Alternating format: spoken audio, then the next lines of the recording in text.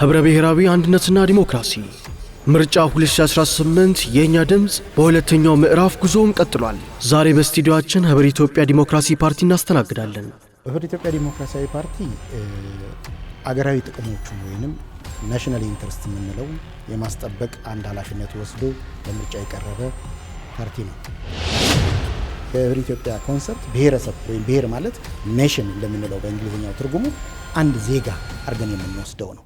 ፓርቲው ለሀገራዊ መግባባትና ዲሞክራሲያዊ ስርዓት ግንባታ ምን አማራጭ ይዞ ቀርቧል? ህብረ ኢትዮጵያ ዲሞክራሲያዊ ፓርቲ የባህር በርን ጥያቄ የኢትዮጵያ ሉዓላዊነትና በተለይ ናሽናል ኢንተረስትን የማስጠበቅ ሁኔታ ቅድሚያ የምንሰጠው ነው። አነስተኛ ቁጥር ያላቸው ሌሎች ቋንቋ ተናጋሪዎችን የሚደፈጥጥ ማንነት ሊኖረው አይገባም። ስለዚህ ከዚህ አንጻር ህገ መንግስታችን በአግባቡ የክልሎችን ህገ መንግስት አወቃቀር ሊደነግግ ይገባዋል ብለንም እናምናለን።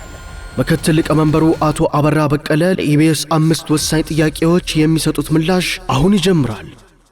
ጤና ይስጥልን ክቡራን ተመልካቾቻችን እንደምን አላችሁ? ምርጫ 2018 የኛ ድምጽ ልዩ ጥንቅራችን በሁለተኛው ምዕራፍ አምስተኛው ክፍል አሁን ወደ እናንተ መድረስ ይጀምራል። በዛሬው ጥንቅራችን የህብረ ኢትዮጵያ ዲሞክራሲያዊ ፓርቲን በስቱዲዮአችን እንቀበላለን።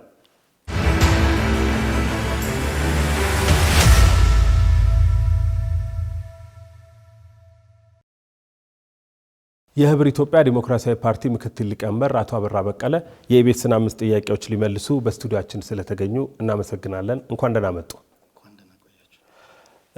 5 ጥያቄዎች በዝግጅት ክፍላችን የተሰናዱ 5 ጥያቄዎችን አቀርብሎታለሁ። እያንዳንዱ ጥያቄ ለመመለስ 5 ደቂቃ ይኖሮታል። ወደ መጀመሪያው ጥያቄ ያልፋለሁ። የመጀመሪያው ጥያቄ ህብረ ኢትዮጵያ ዲሞክራሲያዊ ፓርቲ አገር አቀፍ ፓርቲ እንደመሆኑ መጠን በሰባተኛው ጠቅላላ ምርጫ ምን አይነት የምርጫ ቅድመ ዝግጅቶችን አድርጓል? ለህዝብ ተወካዮች ምክር ቤትና ለክልል ምክር ቤቶችስ ምን ያህል እጩዎችን አስመዝግባቸዋል?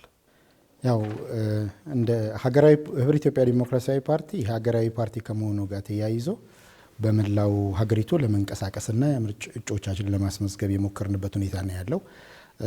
ካለው አዲስ ተግዳሮት ጋር በተለይ ከዲጂታል ጋር ተያይዞ ቀደም ብሎ ካለው የዝግጁነት ዲጂታል መሆኑን ከታወቀ በኋላም ካለው የዝግጁነት እጥረት እና አንዳንድ ጉዳዮች አንጻር ወደ ኋላ ትንሽ ዳ ያልንበት ወይንም የዘገየንበት ሁኔታዎች ነበሩ። ዞሮ በ9 ክልሎች ለህዝብ ተወካዮችና ለክልል ምክር ቤት የሚሆኑ ጠንካራ የሚባሉና በፓርቲው ደረጃ ወይም መመዘኛ ያለፉትን አባላቶቻችን ለእጩነት አቅርበናል። ይህናል በቁጥር ደረጃ እንኳን ይህን ነው የሚባል ባይሆንም በየክልሉ የተሰባጠረ ከመሆኑ ጋር ተያይዞ በተዋጽኦ ደረጃ ስንገመግመው ሴቶችን ወደ 27.7% አካባቢ ሴቶች የተሳተፉበት ወደ 3.74 አካባቢ ደግሞ ካቀረብናቸው እጩዎች መካከል የአካል ጉዳተኞችን ያሳተፍንበት የምርጫ ዝግጅት ነው ያደረግን ያለ ነው። አሁንም ምርጫ ዝግጅታችን ወደ ሙሉ በሙሉ ወደ ቅስቀሳ የሚገባበትን ፕላትፎርም ቀርጸን እየተንቀሳቀስን ነው። በግል የሚንቀሳቀሱ አባሎቻችን አሉ። ከዛ ባሻገር አንድ ላይ በቅንጅት ደግሞ በማዕከል ደረጃ ተጠርንፎ ቅስቀሳዎች፣ ምልክት ማስተዋወቆች፣ ማኒፌስቶዎችን የማስተዋወቅ ከቀበሌ እስከ ወረዳ ያሉት በተለይ የሚወዳደሩ አካላት በሚያውቋቸው ሰዎች ያለውን የፖለቲካ ፕሮግራም አንዳንድ ማህበረሰብ ለምን እንደሚመርጥ ምን መምረጥ እንዳለበት የሚያውቅበትን ሁኔታ ማስገንዘብ ተገቢ ነው ብሎ ስለሚታሰብ እነዚህን ስራዎች በአግባቡና በጠንካራ ሁኔታ እየሰራን ነው ያለ ነው። በአጠቃላይ ምን ያህል እጩዎች ነው ያቀረባችሁት ለህዝብ ተወካዮች ምክር ቤት እና ለክልል ምክር ቤት? በቁጥር ደረጃ ለምርጫ ቦርድ ያስመዘገባችኋል? ለምርጫ ቦርድ ወደ 348 በሰነድ የገባ ነው። 348 አካባቢ አጠቃላይ መራጮች ተመራጮች አሉ። ከዛ ውስጥ ግን በአንድም ሆነ በሌላ ያላለፉ ወይንም የነበሩ ተግዳሮቶች ከዲጂታሉ ጋር ተያይዞ የነበሩ ተግዳሮቶች ከመኖራቸው ጋር ተያይዞ ወደ 107 ነው ቀጥታ ያለፈው። ከዛ ውስጥም ደግሞ ከ33 በላይ የህዝብ ተወካዮች ምክር ቤት ከዛ ባሻገር ደግሞ የተረፉት ለክልል ምክር ቤት ያዘጋጀናቸውና ለውድድር ያቀረብናቸው ናቸው። ጥሩ። ወደ ሁለተኛው ጥያቄ ያልፋለሁ። ሁለተኛው ጥያቄ የባህር በር ጉዳይን የተመለከተ ነው። ህብረ ኢትዮጵያ ዲሞክራሲያዊ ፓርቲ ኢትዮጵያ ታሪካዊና ህጋዊ የባህር በር ባለቤትነት መብት አላት ብሎ እንደ ፓርቲ ያምናል ወይ? እንዲህ ያለ እምነት ካለውስ በምን አይነት መንገድ ይሄንን የባለቤትነት ጥያቄ ለማስመለስ አቅዷል? አዎ ህብረ ኢትዮጵያ ዲሞክራሲያዊ ፓርቲ አገራዊ ጥቅሞቹን ወይንም ናሽናል ኢንተረስት የምንለውን የማስጠበቅ አንድ ኃላፊነት ወስዶ ለምርጫ የቀረበ ፓርቲ ነው። ከዚህ አንጻር አንዱ የባህር በር ጥያቄ ነው። ከባህር በር ጥያቄ ጋር ተያይዞ ደግሞ የሚነሱ ሰፊ ሁኔታዎች አሉ።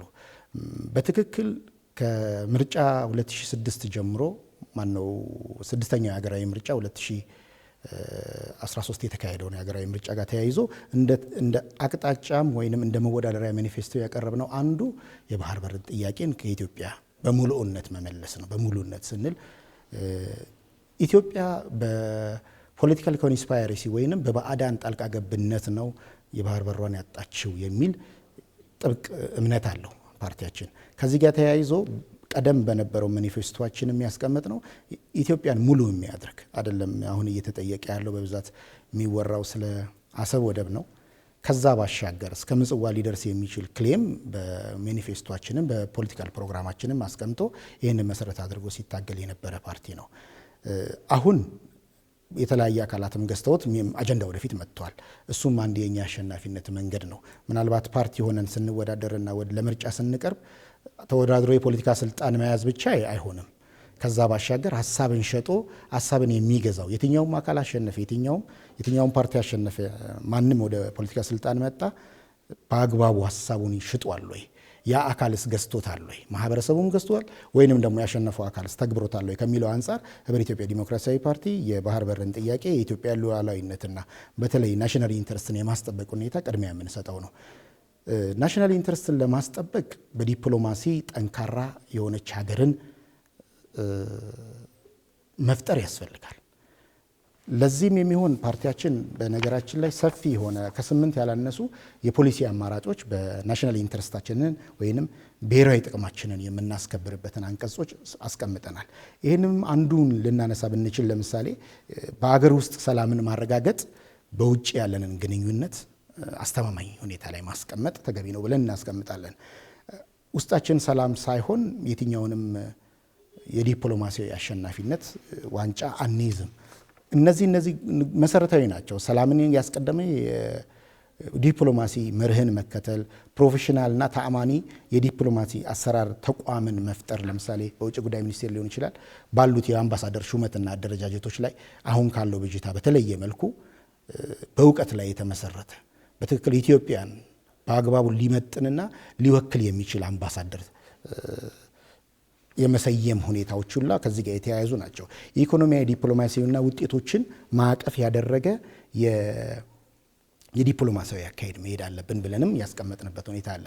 አሁን ብዙውን ሲታይ ምንድነው እንደ ሀገር የሚታየው ክፍተት ሰፊ ክፍተት አለና ሰፊው ክፍተት አንዱ ምንድነው ዲፕሎማሲዎቻችንን ስንልክ አንዳንዴ እንደው ለጡረታ መውጫ ለማሳረፊያ የሚመስል ነገሮችም ይዘቶች ያሉበት ሁኔታ ስለሆነ እንደ ህብረ ኢትዮጵያ ዲሞክራሲያዊ ፓርቲ አንዱ መርሃችን በእውቀት ላይ የተመሰረተ ኢትዮጵያን በአግባቡ በደርዙ ሊወክል የሚችል አምባሳደር ሹመቶች ይከናወናሉ።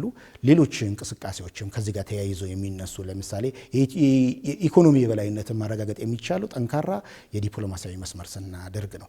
ማቹዋል ኢንትረስት ወይንም የአቻነት ጥቅምን ማስጠበቅም የሚቻለው ከዚህ ደርዝና ከዚህ አግባብ ነው ተብሎ በህብረ ኢትዮጵያ ይታመናልና የባህር በራችንን እናስመልሳለን። የምናስመልሰው ቅድመ ሁኔታ ልናስቀምጥ የምንችለው ጦርነትን ሳይሆን የዲፕሎማሲ ስትራቴጂ ነው። ምናልባት እንደ ፓርቲ የሚያስቀምጥ ነው አሟጦ የፖለቲካ ወይንም የዲፕሎማሲ ስትራቴጂን አሟጦ መጠቀም የመጀመሪያው ነው የሚሆነው። ይሄ የዲፕሎማሲ ተጽዕኖ ማሳደር በዲፕሎማሲ በተለይ ኢትዮጵያ ተአማኒ እንድትሆን የምታነሳው ጥያቄ ባህር በርን በተመለከተ የምታነሳው ጥያቄ የሚታመን በአጋር አገሮችም ሊሆን ይችላል በሌሎች ጠላት ነን ብለን ታሪካዊ ጠላት ብለን እንደፈረጅናቸው አገሮች ራሱ ሊያምኑ የኢትዮጵያ በባህር በር ማግኘት ለኛም ጥቅም ነው ብለው የኢትዮጵያ መበልጸግ ለኛም ጥቅም ነው ብለው ሊያምኑ የሚችሉ አገሮችን ያሳመነ ስትራቴጂ መጠቀም አለብን።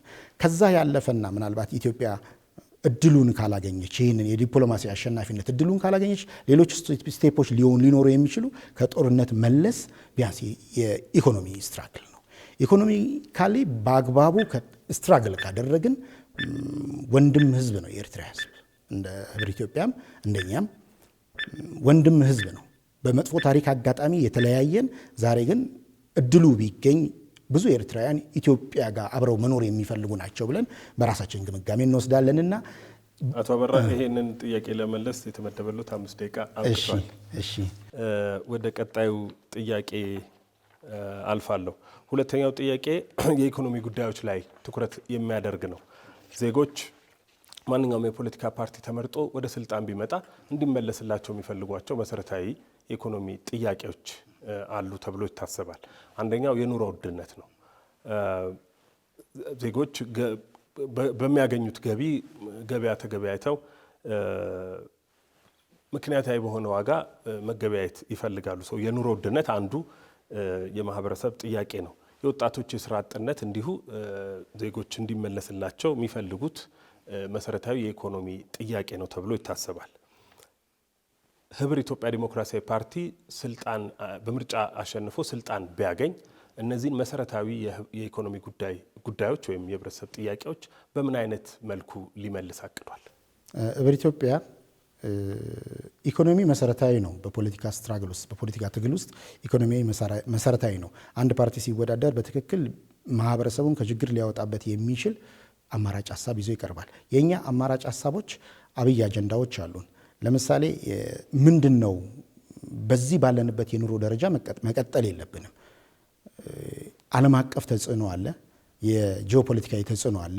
አገር ውስጥ ያለን የሰላም እጦት ጋር ተያይዞ የሚመጣ መፍታት ያለብንን ኬዞች በጊዜ ባለመፍታናችን የሚመጡ ኬዞች አሉ። እነሱን ለማስተካከል ያለንን የኑሮ ደረጃ ለማሻሻል መሰረታዊ መሰራት ያለባቸው ጉዳዮች ለምሳሌ ኢንፍሌሽን ወይንም የዋጋ ግሽበትን ወደ ነጠላ አሃዝ መቀየር፣ በ5 ዓመት ውስጥ ደግሞ ቢያንስ የስራ አጥነትን ቁጥር በተለይ የወጣት የስራ አጥነትን ቁጥር በ50% የመቀየር ስትራቴጂ ይዟል። የሀገር ውስጥ ምርትን ወይንም ኢንዱስትሪ ማበረታታትና ኢምፖርት ሰብስቲቱሽንን ወይንም ከውጭ የሚመጡ ሸቀጦችን በሀገር ውስጥ የሚመረቱበትን እድል ማስፋፋት፣ እሱም ማጠናከር አንዱ ስትራቴጂያችን ነው። የኑሮ ውድነት ፖሊሲዎቻችን በተመለከተ የምግብ ዋጋ መቆጣጠር አስፈላጊ ነው በኢትዮጵያ ውስጥ። ሌላ የግብርና ምርቶችን ወይንም የምርትና ምርታማነትን መጨመር፣ ይህንን ሴክተር ማበረታታትና አርሶ አደሩን መደጎም ተገቢ ነው የሚሆነው።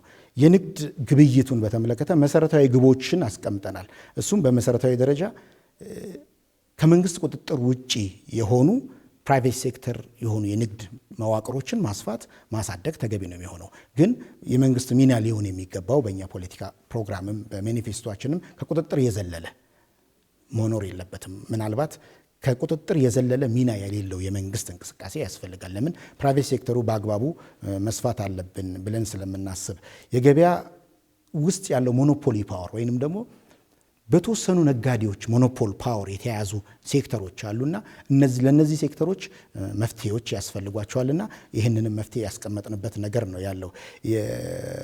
የማህበረሰቡን ኑሮ ለማስተካከል መሰረታዊ የከተሜዎች ችግር የቤት እጦት ነው። የቤት እጦትን ለመቅረፍ ቢያንስ በርካታ በዝቅተኛ ዋጋ የሚከራዩ መንግስት ሊያቀርባቸው የሚገባ ለብዙ ሰው ተደራሽ ሊሆን የሚገባ የቤት ኪራይ ዋጋን ማስተካከል፣ ቤት ማደራጀት፣ ማዘጋጀት።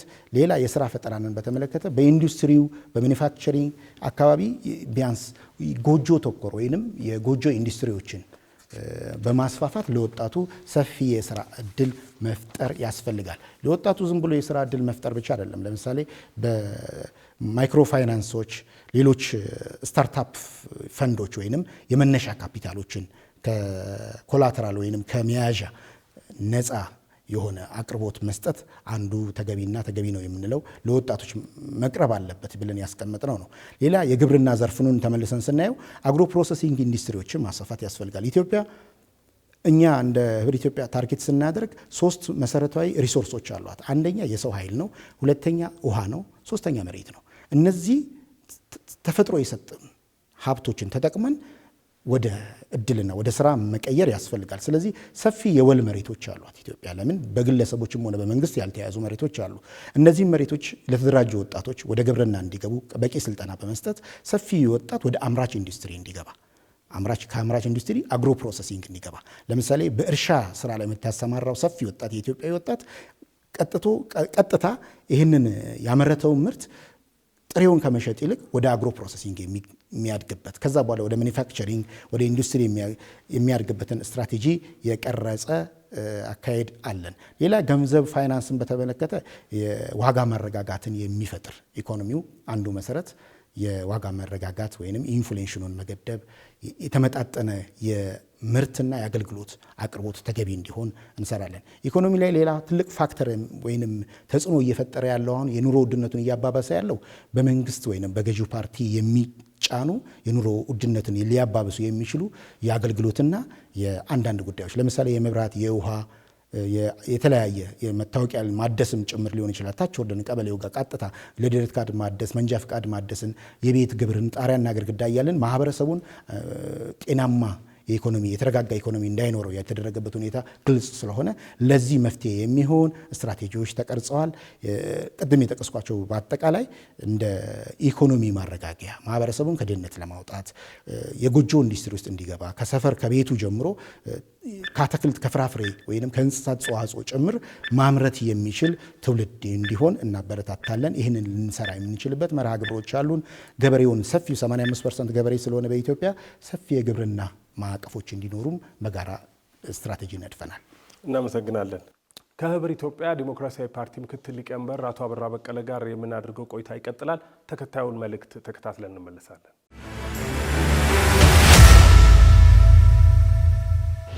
ለምን እንጠይቃችኋለን? የእርስዎ ድምፅ ዋጋ የሚኖረው በመረጃ ላይ ተመስርተው ሲወስኑ ብቻ ነው። የእኛ ድምፅ መድረክ ለሁሉም ተፎካካሪዎች እኩል ዕድል፣ ለመራጩ ሕዝብ ደግሞ ግልጽ መረጃን ይሰጣል። ሀገር የሁላችንም ነች፣ ምርጫውም የሁላችንም ነው። ይከታተሉ፣ ይረዱ፣ ከዚያም ይምረጡ። ምርጫ 2018 የእኛ ድምፅ ይቀጥላል።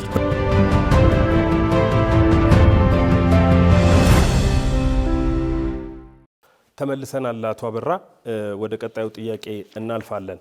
ቀጣዩ ጥያቄያችን የሰላምና ጸጥታ ጉዳዮች ላይ ያተኩራል። እንደሚያውቁት እርሶም በአማራ ክልል ግጭት ወይም ጦርነት እየተካሄደ ነው የሚገኘው። በኦሮሚያ ክልል የተወሰኑ አካባቢዎች እንደዚሁ የታጣቂዎች እንቅስቃሴ አለ። በትግራይ ክልል የፖለቲካ ውጥረት አለ። ህብር ኢትዮጵያ ዲሞክራሲያዊ ፓርቲ በምርጫ አሸንፎ ሀገር የመምራት እድል ቢያገኝ እነዚህን የሰላምና ጸጥታ ሁኔታዎች ወደ ሰላማዊና መደበኛ ሁኔታ ለመመለስ ምን አይነት እርምጃዎችን ለመውሰድ አቅዷል? አመሰግናለሁ። አጠቃላይ ያለንበት ሁኔታ መሰረቱ ሰላም ነው የሚሆነው። የኢኮኖሚ እድገት ለማምጣት ዲፕሎማሲ ስርዓታችንን ለማስተካከል ሰላም ከሌለ አሁንም እንዳልከው ተመሳሳይ ነገር ነውና የሚሆነው። ህብር ኢትዮጵያ ዲሞክራሲያዊ ፓርቲ ከመመስረቻ ወይ ከመሰረቱ ጀምሮ 2011 ዓ.ም ሲመሰረት ብሔራዊ መግባባትና ብሔራዊ እርቅ አጀንዳን እንደ አጀንዳ አድርጎ የታገለ ፓርቲ ነው። በዚሁም ይህንን አጀንዳ ለሌሎችም አሁንም እየተጠቀመ ላለው ኃይልም እንደ ግብዓት የሰጠ ፓርቲ ነው። ከዚህ ጋር ተያይዞ በዚች ሀገር ሰላማዊ ዲሞክራሲያዊ ስርዓት መምጣት አለበት። ይሄ ስርዓት ሊመጣ የሚችለው ደግሞ በብሔራዊ መግባባትና በብሔራዊ እርቅ ማዕቀፍ ውስጥ ነው ብለን እናምናለን።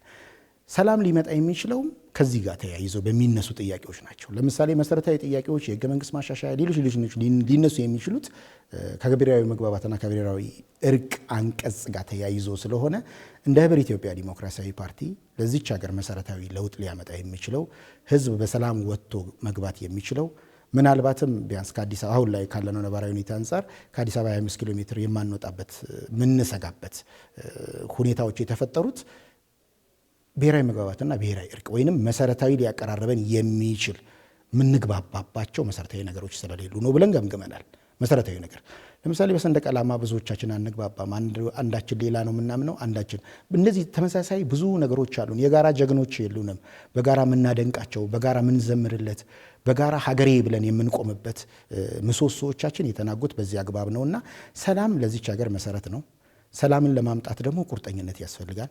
ቁርጠኝነት ደግሞ በሁሉም እንደ ህብር ኢትዮጵያ እንደ ፓርቲም ቢያንስ በሰላማዊ መንገድ ሰላሜን አስጠማን ነው ጥያቄን መልሳለሁ ብሎ የሚታገል ለምሳሌ ደግሞ በሌላ ወገን ወይንም በሌላ አጠራር ምንም ተብሎ ይጠራ በመሳሪያ ለውጥ ወይንም በአርምድ ስትራግል ወይም በአፈሙዝ ጥያቄዎችን አስመልሳለሁ ብሎ የሚንቀሳቀስ አለ። ማን ላይ ደግሞ መንግስት አለ። ስለዚህ ወደ ሰፊ መሆን ተገቢ ነው ብለን እናስባለን። እንደ ህብር ኢትዮጵያም ሰላማችንን ልናመጣ የምንችለው ፍጹም በሰላማዊ መንገድ ታግሎ ለውጥ ማምጣት እንደሚቻል ማመን አለበት ማህበረሰቡ። እኛ እየታገልን ያለ ነው በዚህ ሜዳ ላይ ነው። ምቹ ሁኔታዎች አሉ የሉ ላይኖሩ ይችላሉ።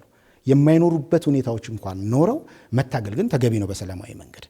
ብዙውን ጊዜ ዓለም ላይ ያየናቸው ብዙ ነገሮች አንደኛ በጦርነት የሚመጣ ለውጥ የለም። በመሰረቱ በጦርነት የሚመጣ ለውጥ እንኳን ቢኖር ያን ለውጥ ለመቀልበስ ደግሞ ሌላ ጦርነት ነው የሚያስፈልገው።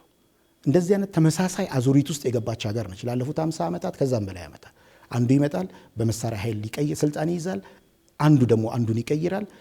ከዜሮ እየጀመርን እየደጋገምን የሄድንበት መንገድ ነው ያለውና እኛ በመሰረታዊ ደረጃ የትኛውም አካል ጥያቄዎች ምንም ይሁን ምን እንግዲህ የኢትዮጵያ ትልቁ እኛ እንደ ህብረ ኢትዮጵያ ማንቀበለው ትልቁ ጥያቄ ክልል እንገንጠል ጥያቄ አይደለም። አንቀጽ 39 የምናነሳው በህገ መንግስት ማሻሻያ የሚታይ ቢሆንም እሱን ጥያቄ ያነገበ እንኳን አካል ቢሆን በሰላማዊ መንገድ በጠረጴዛ ዙሪያ ተደራድሮ ጥያቄውን ህዝብ የሚገዛው ከሆነ አገር የምትቀበለው ከሆነ ለማስፈጸም መሞከር አለበት እንጂ የኔ ብሔር ተጎዳ የኛ ብሔር ተገላመጠ ብሎ ወደ ጦርነት መግባት የለበትም ብለን እናስባለን። ስለዚህ በየትኛውም ጽንፍ ያሉ ወገኖቻችን በተለይ መሳሪያ አንግበው አሁን ትግል ላይ ያሉ ወንድሞቻችን መጨረሻው አያምርም። የሁላችን ብዙ ጊዜ እንግዲህ የጦርነት መፍትሄ የለውም ብለን ስለምናስብም ጭምር ከዓለምም ተመክሮ ትምህርት መውሰድ ያስፈልጋልና በሰላማዊ መንገድ ብቻ በብሔራዊ መግባባትና በብሔራዊ እርቅ መንገድ ብቻ ችግሮች መፈታት አለባቸውና ሁላችንም በሰላማዊ መንገድ ወደ ጠረጴዛ እንድንመለስ በዚህ አጋጣሚ እንመክራለን። ይሄንን ስናደርግ ደግሞ ቢያንስ ከመንግስት የሚቀርቡ ፍላጎቶች የሉም ብለን አንደመድምም። ሁሉም ግን የድርሻውን ይወሰድ። ለምሳሌ እንደ ህብረ ኢትዮጵያ እኛ ይህንን ህዝብ ሰላም የዚህን ህዝብ ሰላም ማረጋገጥ የምንችለው ቢያንስ ከጥቃት ለመከላከል ስንችል ነው። ይህንንም እንደ መንግስት ሆነን በጋራም ሆነ በተናጠል ማለት እንደ ፓርቲም አሸንፈን ወይንም ከሌሎች ፓርቲዎች ጋር ተደምረንም ቢሆን የፖለቲካ ስልጣኑን ብንይዝ ሰላም ልናስጠብቅ የምንችለው አንዱ ስትራቴጂ የጸጥታ መዋቅራችንን ቢያንስ ከጣልቃ ገብነት ወይም ከፖለቲካ ጥገኝነት ማላቀቅ ስንችል ነው። ስለዚህ አንዱ ስትራቴጂያችን በአጭር ጊዜው ሰላም እናመጣለን ብለን እንደ ህብረ ኢትዮጵያ ለኢትዮጵያ ህዝብም ሰላም ቃል የምንገባው ነገር የሰላም አማራጮቻችን እንደ ህብረ ኢትዮጵያ የጸጥታ መዋቅራችንን ከፖለቲካ ጥገኝነት ማላቀቅ። ስለዚህ አብይ ምክንያቶቹ የሰላም እጦት ቢያንስ እነዚህ የፖለቲካ ጣልቃ ገብነት የበዛባቸው የጸጥታ መዋቅሮቻችን ችግር ነው ብለን ስለምንገመት። አመሰግናለሁ። ወደ ቀጣዩ ጥያቄያችን እናልፋለን። ህብረ ኢትዮጵያ ዲሞክራሲያዊ ፓርቲ አሁን በስራ ላይ ያለው የፌዴራል ህገ መንግስት መሻሻል አለበት ብሎ እንደ ፓርቲ ያምናል ወይ? እንዲህ ያለ እምነት ካለውስ የትኞቹ የህገ መንግስቱ ክፍሎች ናቸው ሊሻሻሉ ይገባል ብላችሁ በእቅድ የያዛችኋቸው? አመሰግናለሁ። እንግዲህ ህገ መንግስት የሁሉም ሀገር ህገ መንግስት ቅዱስ ቁርአን ወይንም ቅዱስ መጽሐፍ ቅዱስ አይደለም። በየጊዜው ራሱን አመንድ እያደረገ ወይንም እያሻሻለ የሚሄድ በማህበረሰቦች መተማመን መተባበርና በጋራ መፈቃቀድ ላይ የተመሰረተ ህገ መንግስት ነው። አንድ ህገ መንግስት ሲቀረጽ እንግዲህ እንደሚታወቀው ሊስማሙም ላይስማሙም የሚችሉ ማህበረሰቦች ይኖራሉ። ግን ሊያስማሟቸው የሚችል እንደ ሀገር ሊያስቀጥለን የሚችል ዋና ምሰሶዎች ላይ ግን አይለያዩም። ስለዚህ እንደ ህገ መንግስት ሰፊ ማዕቀፍ ሊኖረው ይገባል ብለን የምናስበው ምናልባት አሁን ላይ እንደ ህብረ ኢትዮጵያ የሚያዝ ነው ይህንን ሀገር ለኢትዮጵያ ብሔረሰቦች መስጠት ወይንም ብሔሮች መስጠት ያስፈልጋል ወይንም ህዝቦች መስጠት ያስፈልጋል። በነገራችን ላይ በህብረ ኢትዮጵያ ኮንሰፕት ብሔረሰብ ወይም ብሔር ማለት ኔሽን እንደምንለው በእንግሊዝኛው ትርጉሙ አንድ ዜጋ አድርገን የምንወስደው ነው። ምናልባት በዛ ውስጥ ንዑስ ብዙ የራሳቸው ቋንቋ፣ የራሳቸው ባህል፣ የራሳቸው ማንነት ያላቸው ማህበረሰቦች አሉ። እሱን ያከበረ ህገ መንግስት በኢትዮጵያ ውስጥ መምጣት አለበት። የተወሰነው አካል ይሄ ህገ መንግስት ተቀዶ መጣል አለበት ብሎ ጽንፍ የረገጠ አካል ሊኖር ይችላል። የተወሰነው ደግሞ ይሄ ህገ መንግስት በእኔ ሬሳ ላይ ነው የሚቀረጸው ወይንም የሚቀደደው ወይንም የሚቀየረው ብሎ ያስቀመጠ አካል አለ። እኛ በዚህ መሀል ነን ያለነው። ሁለቱንም የምናስታርቅ የብሔራዊ መግባባትና የብሔራዊ እርቅ አጀንዳ ይዘን የመጣን ፓርቲዎች ነን። እሱ ለኛ ቤስት ኦልተርኔቲቭ ወይንም ጥሩ አማራጭ ነው፣ እጅግ በጣም ጥሩ። ስለዚህ በአንቀጽ ውስጥ ኢትዮጵያዊነትን የማያበረታቱ እልፍ አንቀጾች አሉ፣ መስተካከል አለባቸው። ለምሳሌ ቅድም እንደጠቀስኩት አንቀጽ 39 የሰው ልጅ መብትን ወይንም የአንድ ቡድን መብትን ሊያረጋግጥ ይችል ይሆናል፣ ግን ለሀገር አደጋ በሚሆንበት ሁኔታ መተርጎም የለበትም። አሁን ግራና ቀኝ ቆምን አንዱ ብሔር ይሄ የኔ ክልል ያኛው የኔ ክልል አንተ ከኔ ክልል አታልፍም ብለን ትልቅ አምቢጊቲ ውስጥ የገባንበት እርስ በርስ የተጠላለፍንበት በጥላቻ የምንተያይበት አንዱ አብይ ምክንያት ህገ መንግስታችን የከፈተው ክፍተት ነው። በህገ መንግስታችን እያንዳንዱ ክልሎች የየራሳቸው ከህገ መንግስቱ የተቀዳ ህገ መንግስት አላቸው። በሚያስደነግጥ ሁኔታ በኢትዮጵያ ታሪክ አንዳንድ ክልሎች ክልሉን ለአንድ ለራሱ ብሔር ብቻ ይሰጣሉ። በጣም በሚያስደነግጥ ሁኔታ እንግዲህ ህገ መንግስት አለ። ህገ መንግስቱን መሰረት አድርጎ ክልሎች የየራሳቸው ምክር ቤት ስለሚኖራቸው የራሳቸው ህገ መንግስት ይፈጥራሉ። ያ ህገ መንግስት ግን እዛው ላለው ብሔር ብቻ ይሰጣል። ይሄ ለኢትዮጵያ እጅግ በጣም አደጋ ነው። ኢትዮጵያ የብዙሃን ሀገር ነች። ለምሳሌ አንድ የሲዳማ ክልልን ብንወስድ እዛ ሲዳማ ክልል ለምን ይህንን የህብረ ኢትዮጵያን አማራጭ ሀሳብ ወይም ማዕከል መንገድ በደንብ ያንጸባርቃል ብዬ ስላሰብኩ ነው። የሲዳማ ህዝብ የራሱን መብት የራሱን ማስተዳደር በእኛም የሚፈቀድና የሚበረታታ ነው። ከዛ ባሻገር ግን በሲዳማ ወይም በሌሎች ክልሎች ህገ መንግስት የሌሎች ብሔሮችን ወይም ማይኖሪቲ ራይት ምንለው አለ አይደለም የሚደፈጥጥ ወይም አነስተኛ ቁጥር ያላቸውን ሌሎች ቋንቋ ተናጋሪዎችን የሚደፈጥጥ ማንነት ሊኖረው አይገባም። ስለዚህ ከዚህ አንጻር ህገ መንግስታችን በአግባቡ የክልሎችን ህገ መንግስት አወቃቀር ሊደነግግ ይገባዋል ብለንም እናምናለን። ከዚህ ተያይዞ ሰፊ የህገ መንግስት ማሻሻያዎች ያስፈልጋሉ፣ ግን መመጣጠን አለበት። የሆነ የፖለቲካ ፓርቲ ወይም ህብረ ኢትዮጵያ ዲሞክራሲያዊ ፓርቲ ስለፈቀደ ብቻ ህገ መንግስት መሻሻል የለበትም። ማህበረሰቡ በአግባቡ የህዝብ ገዝቶታል ወይ? ስለዚህ ለህዝባችን የምናቀርበው ነው። እኛ እንደ ፖለቲካ ፓርቲ አማራጭ ይሄ አንቀጽ ለኢትዮጵያ መጻኢ ዕድል አደጋ ነው። ይሄ ማለት ግን የብሔር ብሔረሰቦችና ህዝቦችን የራስ መብት በራስ የመወሰን የመገንጠሉን ትተን ማለት ነው እና ራስን የማስተዳደር መብት የሚነፍግ የሚገፋ አይደለም። ለምን ፓርቲያችን የብሔር ብሔረሰቦችና የህዝቦች ፓርቲ ነው። ለምን ከብዙ ብሔሮች የተዋቀርንና እንደ ህብረ ኢትዮጵያ እንደ ስሙም ህብረ ኢትዮጵያ ብለን የመሰረትን ፓርቲዎች እስከሆነ ድረስ ሁሉም ሰው ራሱን የማስተዳደር ራሱ የመምራት በራሱ ቋንቋ የመዳኘት በራሱ ቋንቋ የመማር የመበልጽግና የማደግ መብት አለውና ህብረ ኢትዮጵያ ዲሞክራሲያዊ ፓርቲ ከዚህ አንጻር ህገ መንግስቱ በሰፊው በህዝቡ ተመክሮበት በተለይ ቅድም የገለጽኩት በብሔራዊ መግባባትና በብሔራዊ እርቅ አጀንዳችን የኛ ነውና አጀንዳው በአንድም ሆነ በሌላ መንግስት በሌላም ሁኔታ እየተረጎመው እየሰራበትም ቢሆን ብጅታዎች ቢኖርብንም በዚህ አግባብ ግን መሻሻል ያለበት ህገ መንግስት ግድ መሻሻል አለበት። ምናልባትም ቅድም የተጠቀሱት ነፍጥ አንግበው ጫካ የሄዱ ጓዶቻችን እነዚህን ነገሮች ከግምት አስገብተው በመሰረታዊ ደረጃ ሊያግባባቸው የሚችል ምሰሶዎች ሲዋቀሩ የኢትዮጵያ መብት ሊያስጠብቅ ሁሉም የኔ ነው የሚለው 100% መቼስ አንጻራዊ ነው።